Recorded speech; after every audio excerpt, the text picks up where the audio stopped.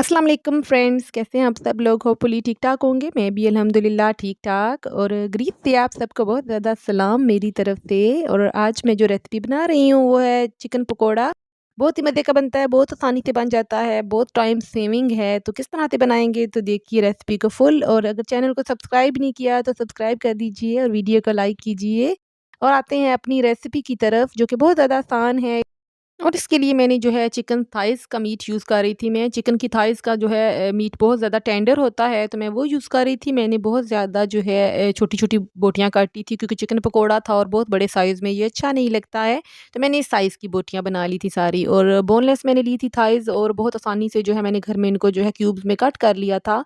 और उसमें इतना ही पानी ऐड करना है जितने में ये चिकन अच्छे से गल जाए और इसमें जो है पानी इसका इसी में खुश्क हो जाए।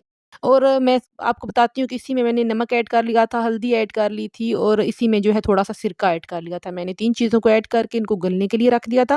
और जब ये अच्छे से गल गई थी तो मैंने इनका पानी इसी में ही खुश्क कर लिया था। मैं आगे आपको बताती हूँ कि पानी किस तरह से मैंने इसको खुश्क किया था। इसी में भूनते-भूनते मैंने जो है पानी इसका ड्राई कर लिया था। तो इससे इसका टेस्ट जो है इसके अंदर ही रहेगा और चिकन का जो टेस्ट है ज़ाया नहीं होगा। और इसके साथ ही दूसरी तरफ मैंने मैरिनेशन की तैयारी शुरू कर दी थी। तो इसके लिए मैंने जो है 2 टेबल स्पून दही डाल लिया था। उसमें इमली का पल्प ऐड किया था 1 टेबल स्पून। इमली को मैंने भिगो के रख दिया था। जब बीजों से अलहदा हो गई थी तो पल्प तैयार हो गया था तो वो मैंने ऐड किया था। सूखा धनिया 1 टेबल स्पून ऐड किया था।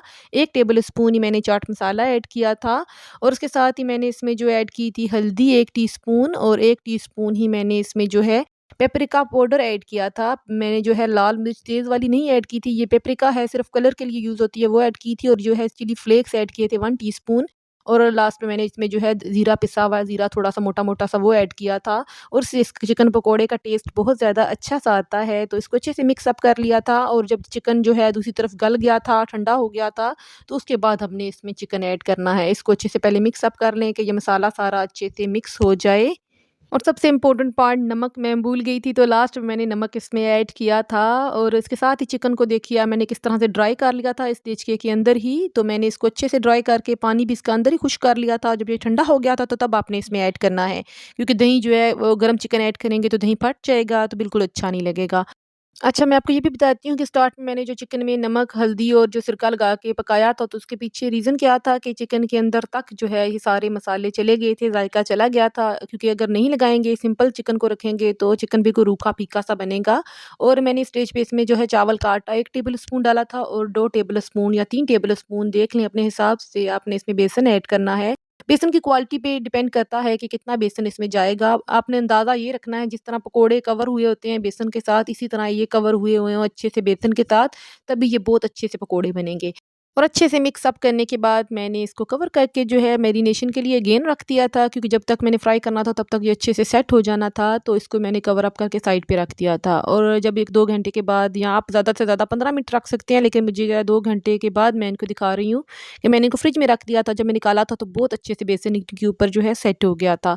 उसी वक़्त भी आप बना सकते हैं, जो ही आप बेसन लगाएँ तो 5-10 मिनट का गैप दे के आप बना सकते हैं, लेकिन क्योंकि रमज़ान है तो फ्रेश ही अच्छी लगती है चीज़, ताज़ी बनी हुई।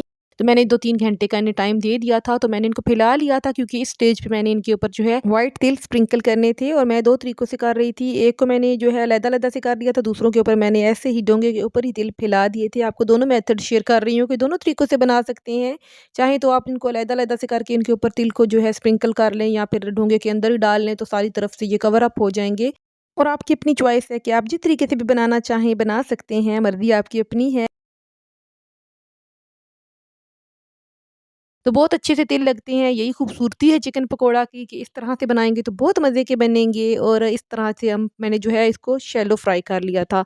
तो बहुत ज़्यादा मैंने ऑयल यूज़ नहीं किया है, बहुत कम ऑयल में मैं बनाती हूँ चीज़ों को, और कोशिश करती हूँ कि कम से कम ऑयल इस्तेमाल हो और ऑयल जो है रीयूज़ ना हो ज़्यादा। और 1-2 दिन से ऊपर मैं तेल बिल्कुल भी यूज़ नहीं करती हूँ। और इसके साथ ही मैंने इन सबको डालने के बाद फ्राई करके गोल्डन कर लिया था। बहुत तेज़ आग नहीं रखनी है इस स्टेज पे।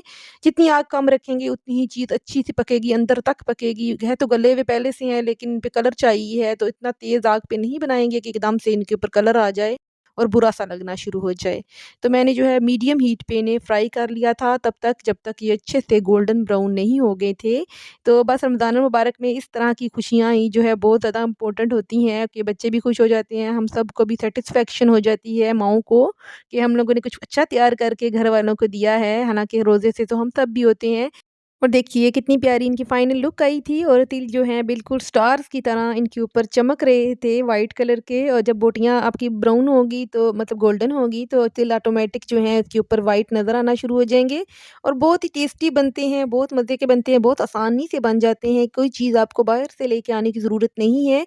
तो घर की चीज़ों से ही आप आसानी से इस तरह की डिशेज़ तैयार कर सकते हैं। मैं जो है 1-2 दिन छोड़ के हम लोग डिफरेंट बनाते हैं। क्योंकि बच्चे भी जब रोज़ा रखते हैं तो बच्चों को भी ज़रा डिफरेंट चाहिए होता है और बच्चे खुश हो जाते हैं इफ्तारी के टाइम उनको जब डिफरेंट चीज़ नज़र आती है। और सच्ची बात है रोज़-रोज़ पकोड़े समोसे भी नहीं खाए जाते हैं। कभी हम जब इस तरह के चिकन पकोड़ा बना लेते हैं, कभी हम फिश पकोड़ा बना लेते हैं, कभी हम जो है वो पॉकेट्स बना लेते हैं चिकन की जिनकी रेसिपी मैं अपने चैनल पे शेयर कर चुकी हूँ। और अगर आपने अभी तक वो रेसिपी नहीं देखी तो उसका लिंक मैं ऊपर वीडियो में शेयर कर दूँगी। अपना बहुत सा ख़्याल रखिएगा। इंशाल्लाह नेक्स्ट वीडियो में मुलाकात होगी। तब तक के लिए खुदा हाफ़िज़।